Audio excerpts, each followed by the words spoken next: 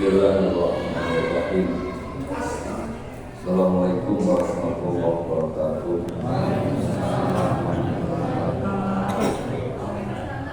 Alhamdulillah hamdan katsiran thayyiban mubarakan. Nahmaduhu wa nasta'inuhu wa nastaghfiruh. Wa na'udzu billahi min shururi anfusina wa sayyiati a'malina. May yahdihillahu fala mudilla lahu wa may yudlilhu fala hadiya lahu. Asyhadu an la ilaha illallah wa asyhadu anna Muhammadan abduhu wa rasuluhu la nabiyya wa rasulah wahdahu. Wa qala Allah ta'ala ya ayyuhalladzina amanu taqullaha haqqa tuqatih wa la tamutunna illa wa antum muslimun. Shadaqallahul adzim.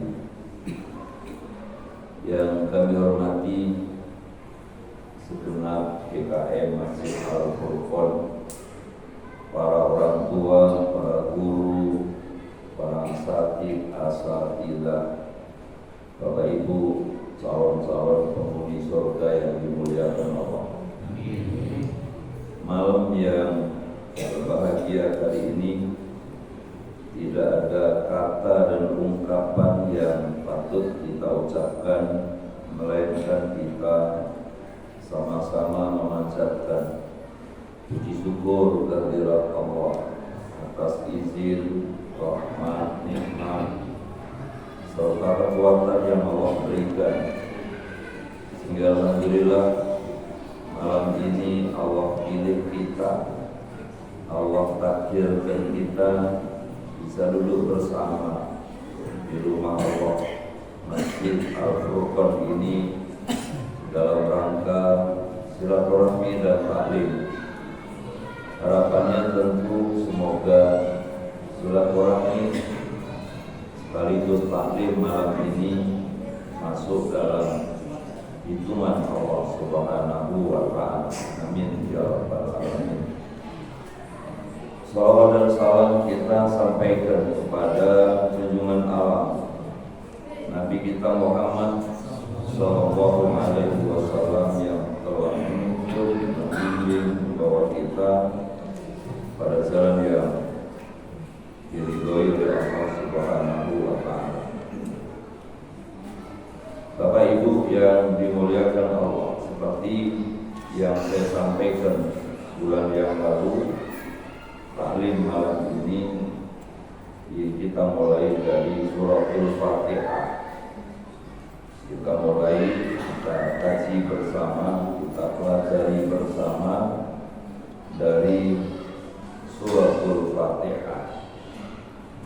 Kita tahu bahwa suratul Fatihah itu termasuk ummul kitab, induknya Al-Quran, dan menjadi bacaan wajib dalam sholat.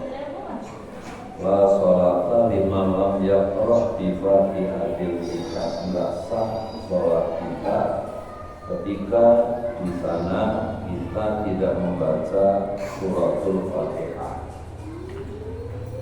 Dari sinilah Bapak Ibu Saudara, keharusan bagi kita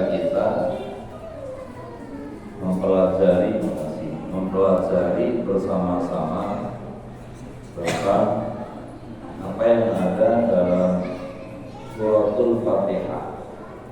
Harapannya semoga melalui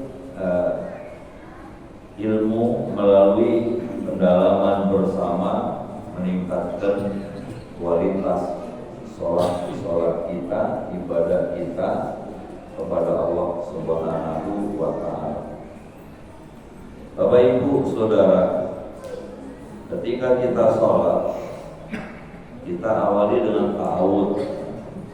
Dan apabila kita membaca Al-Quran itu diperintahkan oleh Allah untuk ta'awud, untuk berlindung kepada Allah Subhanahu wa Ta'ala. Ibu bapak bisa lihat di surat 16, ya, surat 16 Allah Ta'ala berfirman, jadi bisa dibuka di surat 16 ayat yang ke 98. Fa idza qara'tal Qur'ana fasta'id billah, maka apabila kamu membaca Al-Quran, maka berlindunglah kamu kepada Allah. Ta'awudz ini dibaca di rakaat pertama, rakaat kedua, rakaat ketiga, rakaat keempat tidak perlu ta'awudz. Ta'awudznya itu sebelum membaca suratul Fatihah di rakaat pertama. Kalau ingat ta'awudz, a'udzubillahi minasyaitonirrajim, dibacanya di rakaat pertama sebelum membaca suratul Fatihah. Nah, jadi ibu bapak, kenapa kita mesti fasta'id billah, berlindung kepada Allah, ya, dari setan yang terkutuk? Karena kalau kita nggak berlindung kepada Allah, sekalipun sholat, setan-setan itu, musuh-musuh kita itu bisa mencuri perasaan kita, mencuri kekhusyuan kita dalam menghadapkan diri kepada Allah Subhanahu wa Ta'ala. Maka ibu bapak mengawali membaca Quran dalam sholat, di luar sholat, kita awali dengan ta'awudz. A'udzubillahi minasyaitonirrajim, aku berlindung kepada Allah dari godaan setan yang tertutup. Ibu bapak saudara, ketika kita tidak berta'awudz kepada Allah, tidak berlindung kepada Allah, setan itu bisa datang. Ya, setan itu bisa datang menguasai pikiran kita, menguasai tutur kata kita, menguasai perasaan kita. Yang membawa Al-Quran silahkan dibuka surat 58 ayat yang ke-19. Allah berfirman, istahwaga alaihimus syaitan fa'ansahum dzikrallah ulaika hizbas syaitan ala inna hizbas syaitani humul khasirun. Di surat berapa tadi? 58 ayat 19. Setan telah menguasai mereka, maka setan menjadikan mereka lupa sama Allah. Ya, setan menjadikan mereka lupa sama Allah. Allahu Akbar. Rakaat pertama khusyuk, rakaat kedua khusyuk, rakaat ketiga buyar. Apalagi kalau digoda. Siapa keluarga besar Masjid Al-Furqan yang bisa khusyuk dikasih kunci mobil? Allahu Akbar. Mulai takbir sampai salam yang dilihat kunci mobil. Ibu bapak saudara yang dimuliakan Allah, disinilah perlunya apabila kamu membaca Al-Quran, maka berlindunglah kamu kepada Allah Subhanahu wa Ta'ala. kita nggak berlindung sama Allah, kita yang kalah.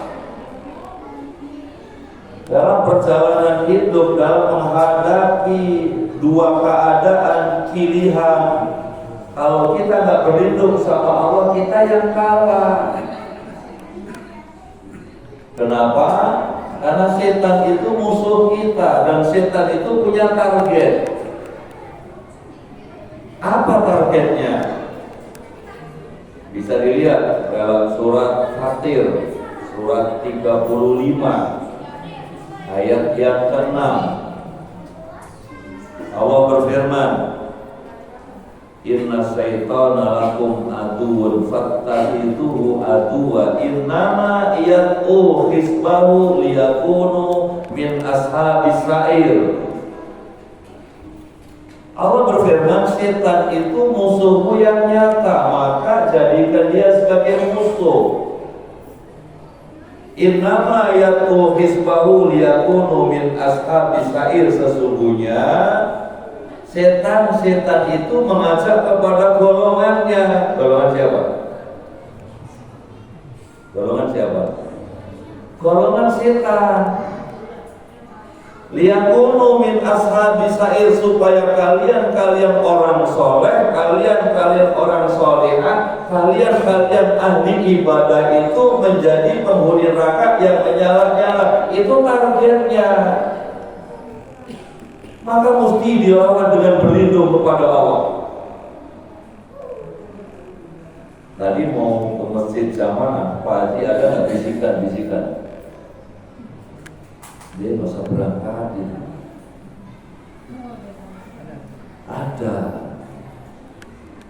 Ada jam 3 malam kita bangun, ada yang bisikan, udah pipis aja, lanjut apa? Dan itu yang kita rasakan. Maka Allah Ta'ala ajarkan kita dalam surat 41 ayat yang ke-36, fa imma yanzaghannaka minas syaitani nazghun fasta'id billah. Jika setan datang mengganggumu dengan suatu gangguan, maka berlindunglah kamu sama Allah. Kita mau jamaah, setan itu mengganggu kita. Setan itu membisikkan kepada kita bisikan yang halus, tapi tujuannya nipu.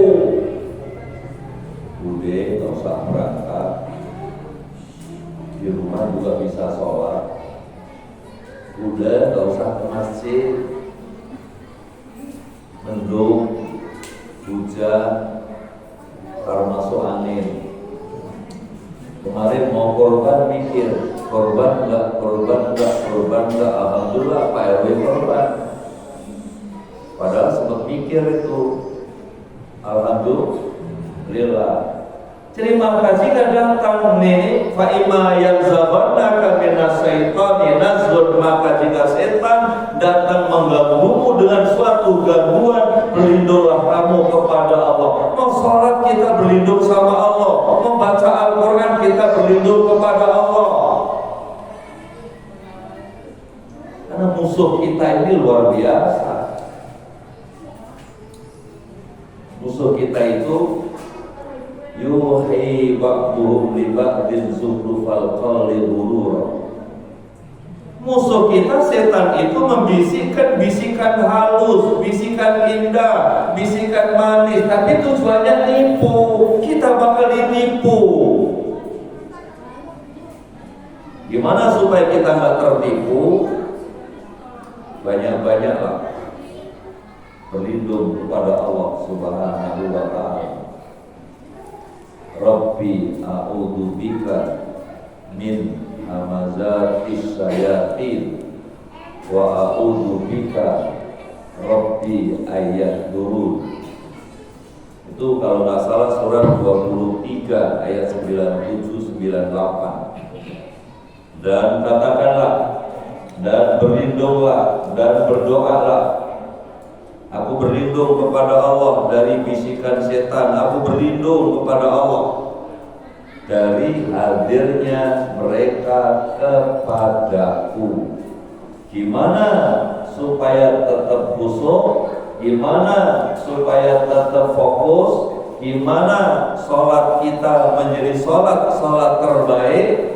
Maka Faidha qara'tal Qur'ana fasta'id billah. Apabila kamu membaca Al-Quran, awalilah dengan berlindung kepada Allah Subhanahu wa ta'ala, supaya bisikan-bisikan setan itu bisa kita lawan.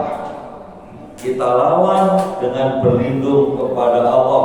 Kita lawan dengan bergantung kepada Allah Subhanahu wa ta'ala. Di surat lain, ya surat 7 ayat 11-17 itu, qala rabbi bima awaitani la'aqudanna lahum siratal mustaqim. Ya Allah, sebab Engkau SK-kan aku sebagai penghuni neraka, aku akan sesatkan mereka semua dari jalanmu yang lurus. Setan itu paling gak suka ketika kita duduk bersiko di masjid. Setan itu paling gak suka ketika kita melangkah ke masjid. Setan paling gak suka kalau kita membaca Al-Quran. Setan paling gak suka kalau kita mendekatkan diri kepada Allah. Qala rabbi bima awaitani, maka sebab Engkau SK-kan aku sebagai penghuni neraka, aku dan lahum siratal mustaqim, pasti aku akan sesatkan mereka semua dari jalanmu yang lurus, dari jalanmu yang benar. Gimana caranya? Ayat 16, ayat 17. Kami datang kepada mereka dari depan, kami datang kepada mereka dari belakang, kami datang kepada mereka dari samping kanan, kami datang kepada mereka dari samping kiri, gitu kan? Kenapa nggak datang dari atas? Kenapa nggak datang dari bawah? Dia datang dari depan, dari belakang, samping kanan, samping kiri. Dari depan itu diri kita sendiri. Dari belakang tuh kalau dari depan nggak bisa, panggil anaknya, ambil cucunya. Samping kanan dibenturkan sama orang tua, anak dibenturkan sama orang tua, bisa nggak? Samping kiri pasangan. Dia datang dari depan, dari belakang, samping kanan, samping kiri. Kenapa nggak datang dari atas? Karena dari atas itu setan paling takut orang yang berlindung kepada Allah, orang yang berdoa kepada Allah. Kenapa nggak datang dari bawah? Dari bawah setan paling takut orang yang sujud kepada Allah, orang yang menundukkan diri kepada Allah. Maka lawanlah dengan berlindung, lawanlah dengan menundukkan diri kepada Allah. Kalau kita nggak lawan dengan berlindung kepada Allah, nggak lawan dengan menundukkan diri kepada Allah, kita yang kalah. Setan, iblis yang dulu menggoda Nabi Adam, mau menggoda Nabi dan Rasul, sekarang masih ada? Masih ada? Logikanya tambah pinter atau tambah bodoh? Logikanya tambah pinter atau tambah bodoh? Tambah pinter, tambah hebat. Kalau kita nggak lawan dengan berlindung kepada Allah, bersujud kepada Allah, kita kalah. Itulah perlunya wasta'id billah. Hendaklah kalian semua, kita semua berlindung kepada Allah Subhanahu wa ta'ala. Kita mau bangun rumah, kita keluar dari rumah, di sana kita berlindung kepada Allah. A'udzu bikalimatillahi tammati min syarri ma khalaq. Aku berlindung kepada Allah. Aku berlindung dari kalimat Allah yang sempurna dari segala kejahatan makhluknya. Kita mau keluar rumah, kita mau bangun rumah, kita mau renovasi rumah, kita nggak tahu tanah itu di situ asal usul seperti apa kita nggak ngerti, maka kita disuruh berlindung sama Allah. Kita membuang air, kita suruh berlindung sama Allah. Kita ke belakang, kita suruh berlindung kepada Allah. Kita buang kotoran, kita suruh berlindung sama Allah. Betul? Kenapa? Karena kalau kita nggak berlindung kepada Allah, pernah dengar orang kesurupan dalam macam, kenapa ininya kosong? Pikirannya kosong. Karena pikirannya kosong, blank. Karena pikirannya kosong, makhluknya yang datang menguasai. Orang tua sudah udur, mohon maaf, ditinggal orang yang paling disukai, mungkin suaminya, mungkin istrinya, mungkin anaknya, dulu dilayani, dulu dihormati. Begitu sudah udur, ditinggal keluarga, bisa nggak blank? Bisa? Bisa. Bisa. Setan bisa datang, menguasai pikirannya, menguasai tutur katanya, menguasai perasaannya. Setan membisikkan bisikan halus. Anak-anakmu nggak mau ngurusin kamu, anakmu nggak sayang kamu, anak-anakmu nggak perhatian kamu. Bisa nggak begitu?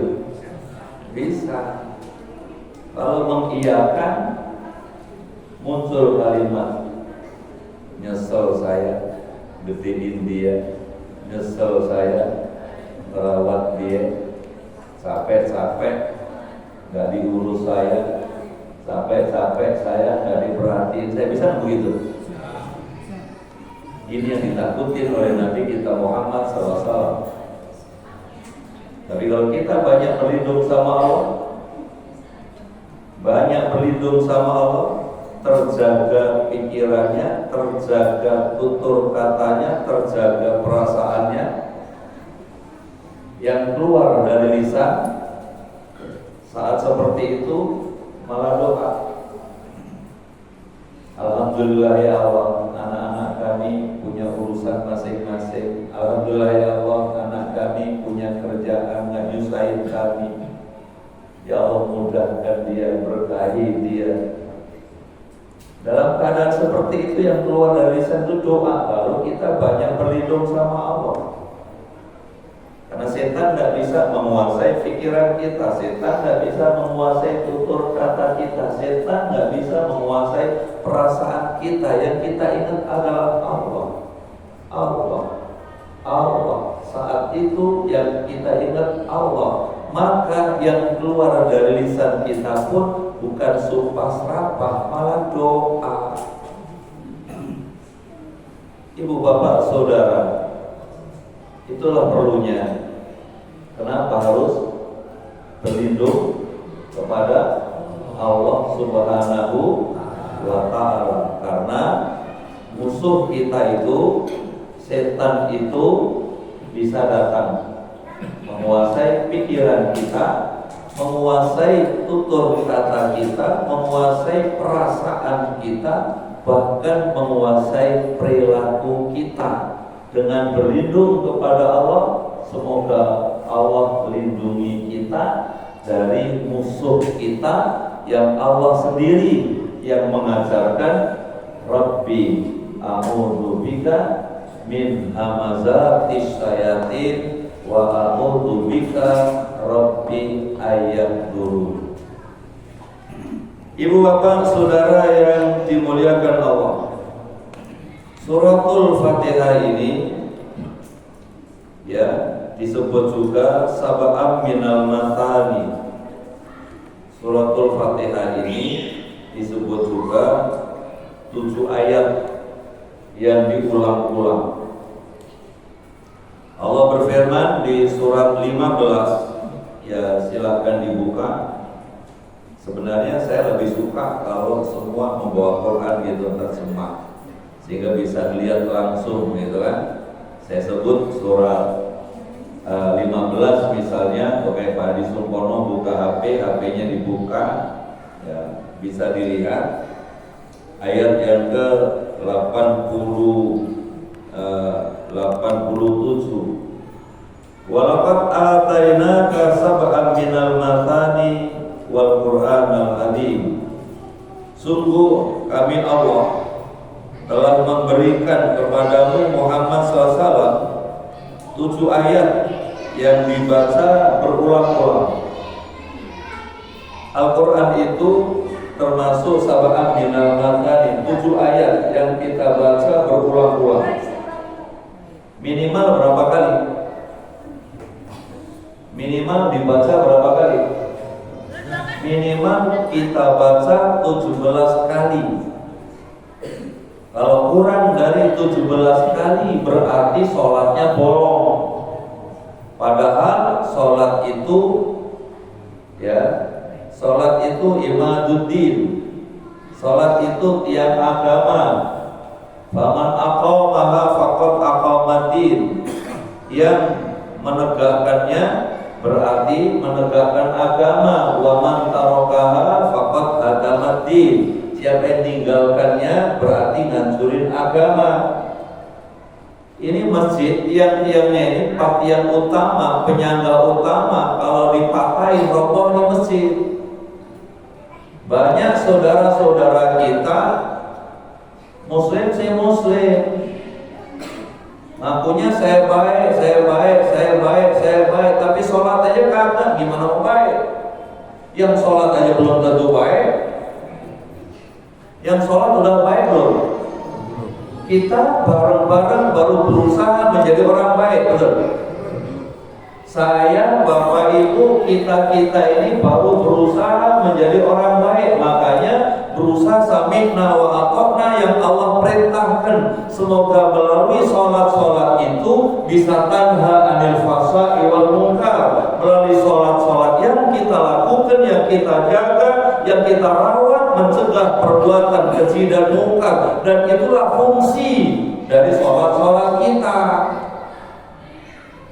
Ibu bapak saudara yang dimuliakan Allah, jadi minimal 17. Kalau kurang dari 17 berarti sholatnya bolong. Wajibnya 17.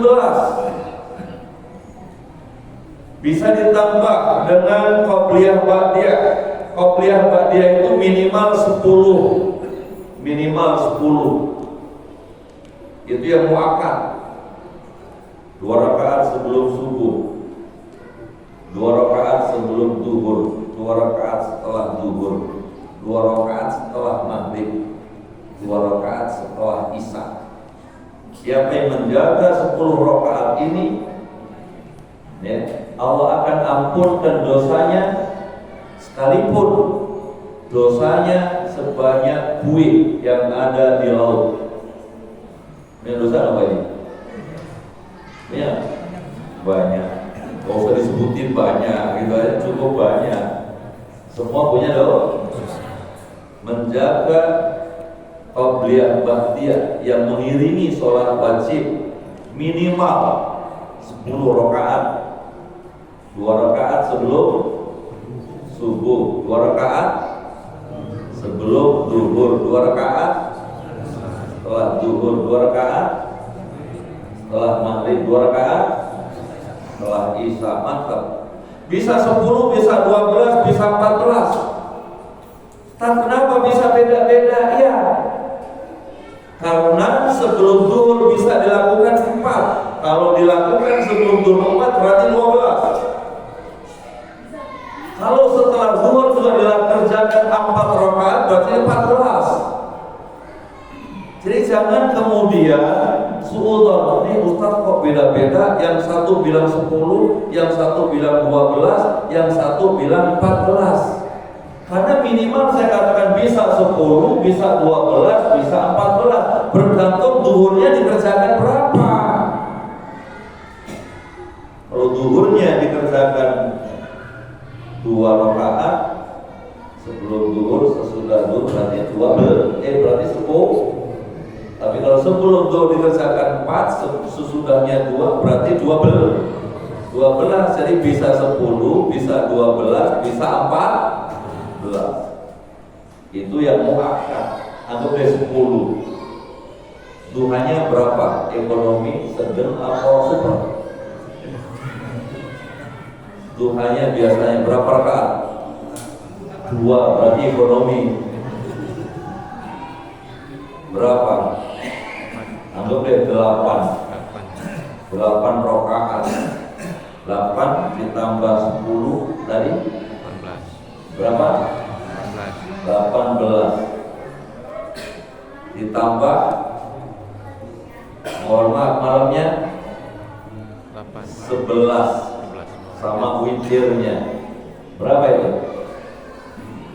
10, 18 ditambah 11 29.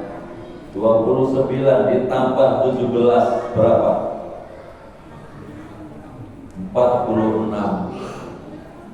Saya ketemu hamba Allah yang menjaga 17, menjaga 29, berarti 46. Masya Allah, luar biasa. Bisa mengeluarkan zakatnya.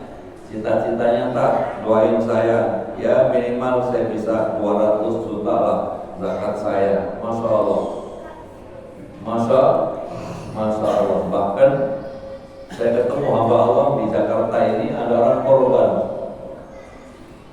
sekeluarga itu 200 ekor. 200 ekor apa? 200 ekor kambing, 200 ekor sapi, 200 ekor sapi. Nah, soalnya udah geleng-geleng begini 200, kita satu aja rame-rame. Kita satu sapi patungan 7 orang, 7 orang. Baik, nah jadi ibu bapak sekali lagi kembali ke suratul Fatihah. Suratul Fatihah ini termasuk sab'ah minal masani, yang berkeyakinan bahwa suratul Fatihah itu sab'ah minal masani, maka membaca basmalahnya keras. Yang berkeyakinan bahwa Fatihah itu 7 ayat yang diulang-ulang, berarti baca basmalahnya dibaca kencang. Karena membaca basmalah itu bisa bisiri wal alam, bisa dibaca pelan, bisa dibaca keras. Tapi mungkin dibaca. Jangan bilang ketika imam kita langsung alhamdulillahirabbil alamin, oh enggak baca basmalah. Baca, dibacanya bisir, dibacanya pelan dan sah. Nih kadang-kadang kita itu langsung memvonis, oh itu imam kita nggak baca basmalah, lalu keluar dari jamaah, nggak perlu keluar dari jamaah. Beliau baca, tapi bacanya sir, bacanya pelan, boleh nggak? Boleh. Ketika nanti haji, ketika nanti umroh, di sana nggak kedengeran tuh di Masjid Nabawi, basmalahnya nggak kedengeran, langsung keras alhamdulillahirabbil alamin. Keluar dari Masjidil Haram, keluar dari Masjid Nabawi, repot. Nah jadi itulah perlunya kita pelajari bersama, yaitu suratul Fatihah. Ibu bapak saudara dimuliakan Allah, diawali dengan bismillahirrahmanirrahim. Ibda'u amalakum bismillah. Awalilah semua kerjaanmu dengan membaca bismillah. Mau makan, mau minum, bismillah. Mau pakai baju, bismillah. Mau masuk rumah, mau berkendaraan, semua dengan bismillahirrahmanirrahim wa mursaha inna rabbil ghafurur rahim. Mau berkendaraan pun bismillah. Motong hewan, kalau tidak pakai basmalah, maka hewan itu dagingnya nggak layak dimakan. Ibu bapak bisa lihat di surat Al-An'am ayat 121. Surat 6 ayat 121. Wala ta'kulu mimma lam yuzkar ismullahi alaihi wa innahu lafis. Ya, saya ulang. Surat Al-An'am 121. Wala ta'kulu mimma lam yuzkar ismullahi alaihi wa innahu lafis. Wa inna sayatina la yuhuna ila awliyaihim liyujadilukum wa in aqtumuhum innakum la musyrikun. Janganlah kamu memakan dari apa yang di daging hewan yang ketika disembelih tidak disebut nama Allah. Kita beli ayam di pasar murah, tapi ketika motong tidak pakai basmalah, maka nilainya bangkai. Ini penting. Kaum muslimin tahu, apalagi pedagang makanan, mesti harus tahu tukang potong pedagang daging ayam di pasar itu muslim tidak. Ini penting. Sekalipun dipotong, kalau cuma dipotong saja nggak baca basmalah, nilainya bangkai. Bahkan mohon maaf nih, dipotong begini karena pisaunya nggak tajam, angkat pisau, jatuh, potong lagi, 2 kali jatuh, nggak boleh. Motong kambing, motong sapi 2 kali jatuh, kalau diorok-orok begini belum jatuh nggak apa-apa, gitu aja ya. Kalau belum kelar, tarik lagi, nggak apa-apa. Tapi kalau udah diangkat, sapinya lari, robohin lagi, dipotong lagi, kan ada cerita gitu kan? Dipotong, kemudian ya begitu ceritanya, sapinya bangun lagi, dirobohin lagi, dipotong lagi, itu nggak boleh. Bangkai. Kalau kemudian seperti itu, maka tukang potong harus bertanggung jawab. Tanggung jawabnya apa? Mengganti hewan yang sembelihannya tidak sempurna, sembelihannya tidak benar, tidak sesuai dengan yang diperintahkan oleh Allah Subhanahu wa ta'ala. Suatu ketika saya lihat di suatu tempat kejadian seperti itu, kemudian saya tegur, galakan dia. Kamu tahu apa? Ya udah, monggo silakan. Yang penting saya ngomong, yang penting saya sampaikan. Karena jatuh begini, karena masih mau bangun sapinya tangkap lagi, potong lagi begini, nggak boleh. Nah itulah ibu bapak. Kembali lagi tadi, kenapa harus basmalah? Karena yang diperintahkan Allah dalam surat Al-An'am ayat yang ke-121 ini, jangan kamu memakan daging hewan yang ketika disembelih tidak baca basmalah. Pedagang-pedagang di pasar semuanya rajin ke masjid enggak? Belum tentu. Ahli ibadah enggak? Belum tentu. Maka mesti hati-hati karena makanan yang bakal kita makan masuk ke dalam mulut kita, kemudian masuk ke dalam pencernaan kita, menjadi daging, menjadi tenaga, dan seterusnya. Ini masalah. Allahu Akbar, makanan yang haram, isi perutnya protes. Kenapa? Makanan yang dimakan itu gak layak untuk dimakan. Maka Allah ajarkan kita, awalilah setiap kerjaanmu itu dengan baca basmalah. Jangan kamu memakan hewan yang ketika disembelih tidak menyebut nama Allah. Ustaz Dedi sama Ustaz Alim datang nemuin saya. Saya bilang sama Ustaz, kami ini tim, tujuan utama kami adalah menghalalkan, membantu tadi membantu menghalalkan, membantu menyempurnakan korban-korban yang dipotong di Masjid Al-Furqon. Kenapa? Kami kecil gede di Al-Furqon, remaja Masjid Al-Furqon, begitu Pak? Remaja masjid, saya asli remaja Masjid Al-Furqon, asli Al-Furqon dari remaja, itu Pak RW ya, masih ingat Pak RW ya? Nah kira-kira seperti itu, ada hubungan emosional saya, Ustaz Dedi, Ustaz Soleh, keluarga besar pendiri muwakif Masjid Al-Furqon, insya Allah seperti itu.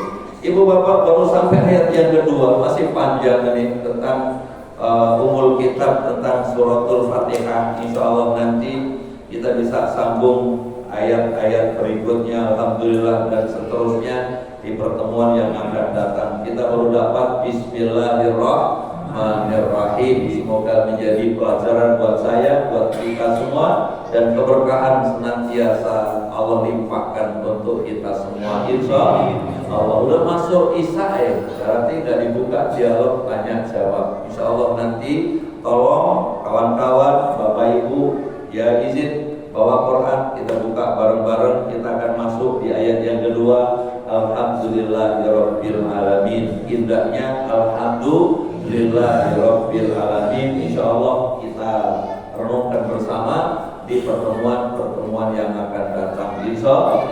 Ini yang dapat saya sampaikan. Mari kita berdoa buat orang-orang tua kita yang beliau sudah lebih dulu diambil Allah. Semoga Allah tempatkan beliau di tempat terbaik, dan semoga beliau tercatat sebagai ahli surga. Al-Fatihah. Alhamdulillah rabbil alamin arrahmanir rahim maliki yaumiddin. Iyyaka na'budu wa iyyaka nasta'in. Ihdinas siratal mustaqim. Siratal ladzina an'amta 'alaihim ghairil maghdubi 'alaihim waladdallin. Yang kedua, untuk orang tua kita yang masih ada, juga orang-orang tua yang banyak berjasa membantu menolong kita, semoga apa yang beliau lakukan buat kita menjadi ibadah terbaik di sisi Allah Subhanahu wa taala. Al-Fatihah.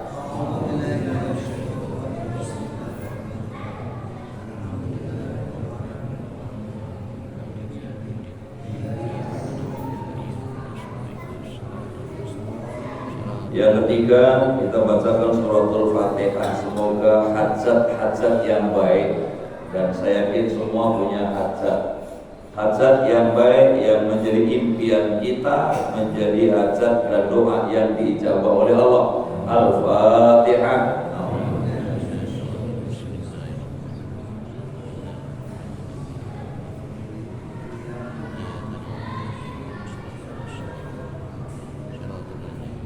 Astaghfirullahaladzim. Bismillahirrahmanirrahim. Alhamdulillahirabbil alamin. Hamdan syakirin, hamdan naimin, hamdan yuwafi'u kalimazidah. Ya Rabbana lakal hamd, lakal mulku wa lakal syukru, kama yanbaghi li jalali wa li 'azimi sultanik. Allahumma shalli ala sayyidina Muhammadin wa ala alihi wa sahbihi ajmain. Allahumma ighfir lana wa li walidayna warhamhuma kama rabbayana shighara. Wal muslimat wal mu'minin wal mu'minat al-ahya'i minhum wal amwat. Allahumma inna nas'aluka anta la ilaha illa anta al-ahadus samad lam yalid wa lam yulad wa lam yakul lahu kufuwan ahad. Allahumma rabbana taqabbal minna ya Allah hajatana. Allahumma rabbana taqabbal minna hajatana. Allahumma rabbana yassir lana fi kulli umurina fi dinina dunyana. Allahumma aslih lana dinana alladhi wa ismatu amrina, wa aslih lana dunyana allati fiha ma'asuna, wa aslih lana akhiratana allati ilaiha ma'aduna, wa jalil hayata ziyadatan lana fi kulli khair, wa jalil mauta rahatan lana min kulli syar. Allahumma rabbana atina fid dunya hasanah wa fil akhirati hasanah wa qina adzabannar, wa qina adzabannar. Wa da'ilna jannata mal abrar ya azizu